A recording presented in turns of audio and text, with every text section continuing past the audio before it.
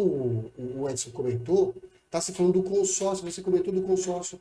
E a própria região, assim como outras regiões, ela sempre teve aquela história de alterar uma tarifa numa cidade, no dia seguinte numa outra, ou seja, a própria região ela se movimentava com as suas tarifas, né, no mesmo momento. Né? Mas algumas questões para a região não era feito com a mesma agilidade, com a mesma mobilidade. Como que a gente consegue tratar isso, Edson? Uma vez que você é urbanista, você discute essa questão regional também, entendeu?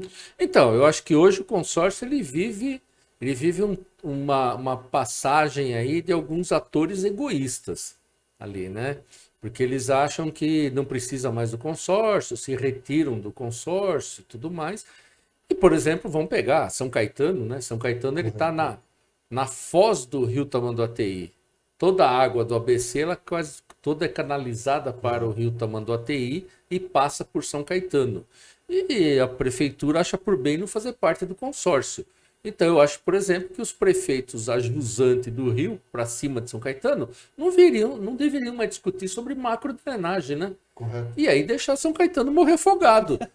Entendeu? Porque é uma incoerência. Sim. Né? Porque a água que chove aqui vai passar lá. E ele tem que estar em conjunto com isso daí. Né? Os próprios projetos, eles são... Sim, eles também são regionais. Isso, é. E a questão da mobilidade hoje, a gente sabe que se der um problema no centro de Santo André, no transporte do trólebus ou alguma coisa... para até Mauá, para São Bernardo, para São Caetano, né? Então tem os pontos nevrálgicos que tem que ser tratado em conjunto. Não tem jeito. Né? Essa é uma realidade. Então não adianta o cara, não, mas agora ficou meio assim, tá um grupinho lá que eles, né, tudo que a gente coloca, eles dão contra, não sei o quê. Ué, continua colocando. Sim. Faça o teu papel. Lógico. Entendeu? Lógico. Isso que eu faço. Participe, né? O administrador, né, o gestor público, ele tem que fazer o papel dele. Se a maioria não concordou, paciência. Mas ele fez ele tá lá para isso, né? Ele registra o seu voto vencido, mas registra. E registra, isso, né? Então ele tá lá para isso. Né? Eu me lembro até que o pessoal pedia muito ciclovia, ciclofaixa, e por conta disso, talvez, você vê que tem muitas ciclovias que às vezes não está passando uma bicicleta. Você fala, mas essa ciclovia ela vai de um lugar e ela termina aqui no nada, onde não tem mais, o cara não consegue mais andar. Né? Por quê? Porque não houve um projeto em conjunto com as 7 cidades, com São Paulo, tudo direitinho. Eu falo, o pessoal que vai de bicicleta vai sair daqui, ó, se quiser pode até São Paulo tranquilamente aqui. Né? Como é o caso das faixas azuis aí para os motociclistas, né? Que se mostrou bem positivo, né? Então eu acho que... Nos corredores se eles não se juntarem, mas aí tem a questão da política, do grupo e tal... Então, mas tem que deixar o egoísmo, né, de lado e partir para a realidade, né? Agora, na mobilidade, a questão do transporte coletivo, ela é uma questão assim que eu tenho já levantado, também tenho vídeos feitos sobre isso daí.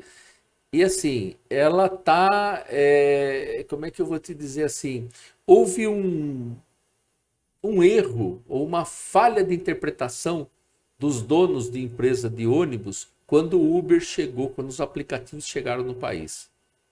Eles acharam que os taxistas eram os grandes adversários do Uber, né? E os grandes adversários do ônibus é o Uber, tá? Porque o Uber se mostrou muito mais vantajoso. Se a gente mora no Itapeva, de manhã nós pegamos o Uber e chega muito mais rápido no serviço, mais barato do que ficar pegando o ônibus e tudo mais.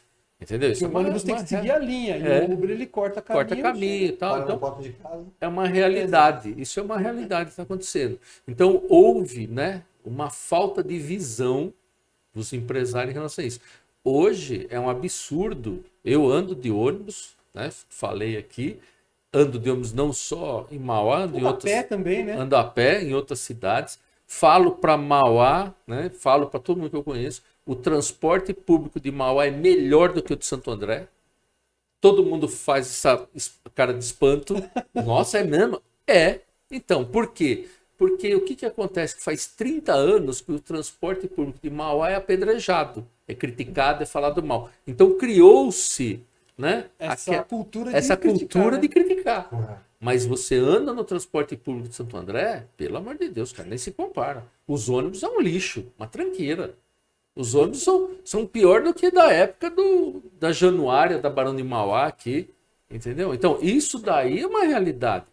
E o transporte, ele tem que partir para aquilo que foi feito em São Caetano.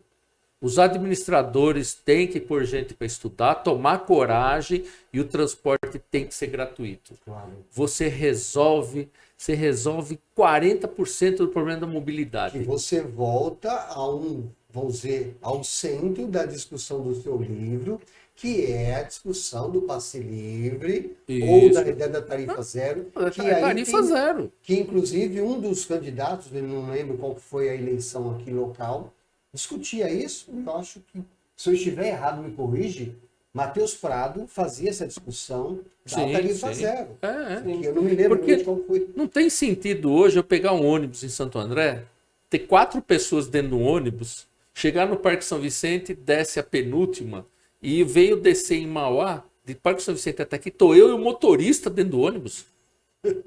Não tem sentido, cara. Olha o capital, olha o patrimônio aplicado ali, o custo daquele ônibus rodando, sim, o custo operacional daquilo ali para levar eu, entendeu? Não tem sentido, isso está errado. Alguma coisa está errada, tem que ser revista. Ser feita, aí, inclusive, quando você fez essa analogia da questão do aplicativo, né, motorista de aplicativo, versus o ônibus, né? Por um outro lado, quando na realidade as empresas de ônibus, que foi um erro, como você disse, foi um erro deles não terem observado isso, indiretamente ou diretamente o poder público perde. Porque ele, na realidade, recebe o ISS pelo transporte público. Sim, e quando esse transporte público... Mas quanto ele está pagando de subvenção hoje? Sim, é muito caro. E o que ele recebe justamente desse ISS não cobra esses preços. Então tem que encontrar, tem, como você disse, tem que sentar e fazer a discussão para rever o modelo.